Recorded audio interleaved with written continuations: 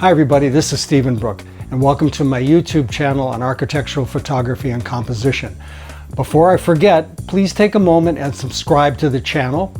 It's free, and let me hear from you if there are some subjects that you would like to discuss or like to have be part of the conversation. Please feel free to let me know. In my architectural photography classes at the university, I stress the value of studying great painters and engravers because they aid our visual intelligence. They make it easier for us to have confidence in the compositional decisions that we make. And also, the more we study the various forms that these painters and engravers use, the more we can actually see them in the field, and it will speed up our processes. There are 6 in particular that I think would be of value for you to take some time to study. And let's look at them, and let me suggest things that you can look for in their work that will help you with your work. The first of these is Johannes Vermeer, the great Dutch painter who lived from 1632 to 1675. Vermeer painted streetscapes, but what he's probably best known for, and what we can gain the most from, are his interiors. There are a couple of things I want you to take note on Vermeer's interiors. One, in virtually all of his interiors, he uses an axial composition. That means the horizontals are parallel to the picture plane. In almost every single one of his interior renderings, and in fact almost all of the Dutch painters and engravers used axial compositions wherever they could.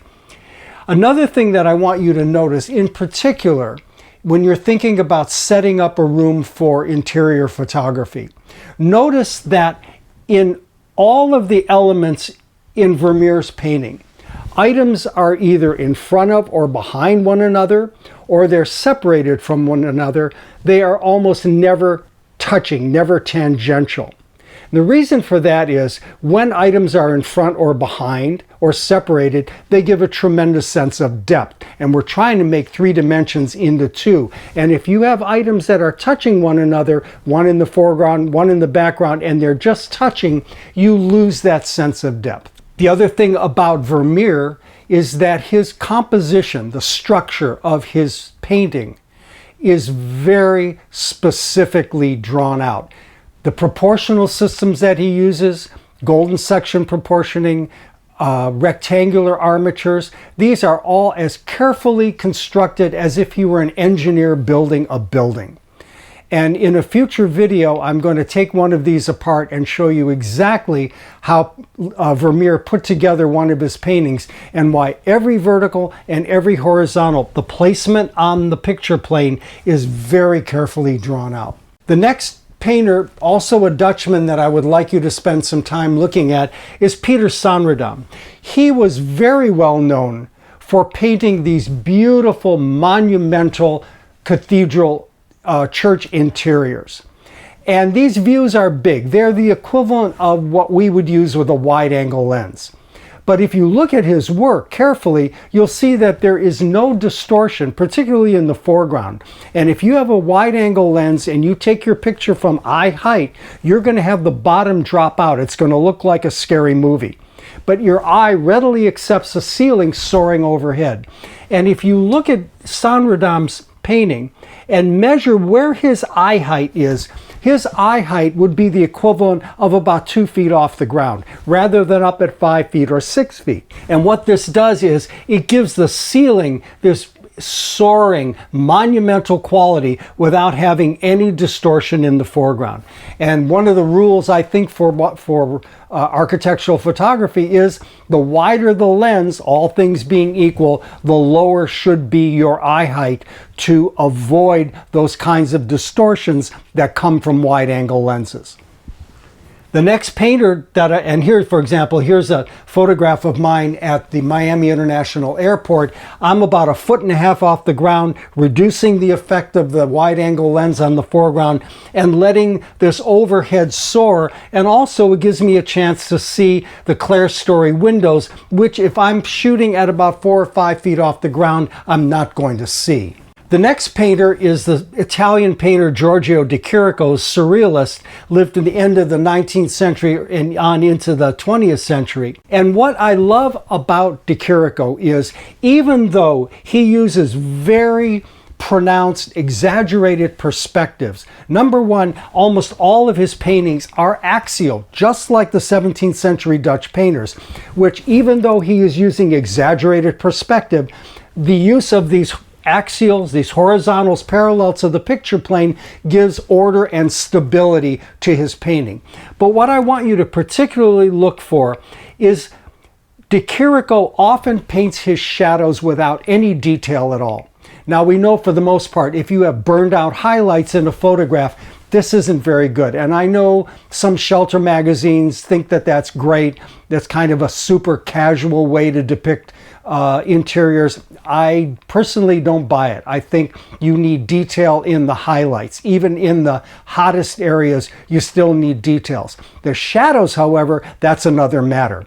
And you can have shadows with no detail if they are compositional, and you think about that when you're actually making your photograph. So if you can pull yourself away from the high dynamic range processing and allow some of your shadows to go dark, de Chirico is a wonderful textbook on how to use these shadows without detail compositionally. Claude Lorrain, Frenchman, 17th century, is considered to be the father of classical landscape painting. And there are a couple of elements in here that really transcend landscape, and as I'll show you, actually inform almost all other kinds of architectural photography that we do. If you look at his painting, first of all, landscape was the genre. He was not interested in the architecture. He wasn't interested in the people. They're just in here for scale. This was all about the landscape. And one critical element that he uses, in French it's called repoussoir, and that's this big, almost full height vertical that he uses to counterbalance the perspective that he creates with this angle of the trees. This vertical keeps your eye on the frame so you don't go wandering off. Here's your entrance. The little pond takes you in. The tree turns you around, and then he does something else in the absence of the big vertical element. It's something that portrait painters do all the time, and he burns the corner of his sky. He makes it darker than the rest to basically do the same thing that this big vertical does on the left. Keeps you looking at the picture. So for your photographs, you too do not want your viewer's eye to wander. And these are compositional techniques that you can use to keep them focused on your picture. Here your eye comes in, there's this motion, the clouds lead you back towards this little tempietto. The sky is darkened on the side, and it keeps you moving. He also uses atmospheric perspective. Reds and yellows tend to advance to the eye. Blues and greens tend to recede from the eye. And so he paints these mountains back here with this purple blue. It's hazier because there's more moisture in the air, and he creates a tremendous sense of depth. Corot, Claude Lorrain, Poussin are all wonderful painters to study when you're thinking about how to make landscape photos that are the equal in compositional skill as these great painters that have come before. Giovanni Battista Piranesi is one of a group of painters and engravers that are called vedutisti, view painters. For them, architecture was the reason that they did their work. Again, not interested in the people, not interested in iconography and religious iconography. For them, the architecture was the subject matter. Piranesi's views of Rome, try to find a copy of the book. I think you can find it pretty inexpensively, and see what Piranesi does, how he handles his compositions when he's on axis and when he's not. He is often not on axis when he is doing something we all have to do, which is shooting streetscapes. And like Claude Lorrain, To counterbalance this extreme perspective, note that Piranesi puts this full height vertical, again, to keep your eye on the picture plane. He also directs the clouds back towards the building. And you'll see when you look at Piranesi's engravings, he uses this technique all the time, something that we also can use in our landscape work and in our streetscape work. Notice too that he allows the building to blast through the top of the picture plane, giving this sense of monumentality to the image rather than stopping it short. In fact, many people, when they went to Rome having only seen Piranesi's engravings, were disappointed because Piranesi gave these engravings this wonderful grandeur that on occasion the actual buildings and monuments didn't have. And the last person I'd like you to spend a lot of time with is Edward Hopper. In his own way, he is kind of like our Vermeer. Edward Hopper, wonderful American painter. I'm sure you know this very famous painting of his called Nighthawks. This is a beautiful painting. I use this when I discuss night photography with my students, because here he has painted this view perfectly balanced with the light outside and the light inside. But what I want you to look at in Hopper, unlike the Dutch painters and engravers, Hopper did a lot of interiors off axis. So if he's going to do them off axis, where the verticals are placed is really very important.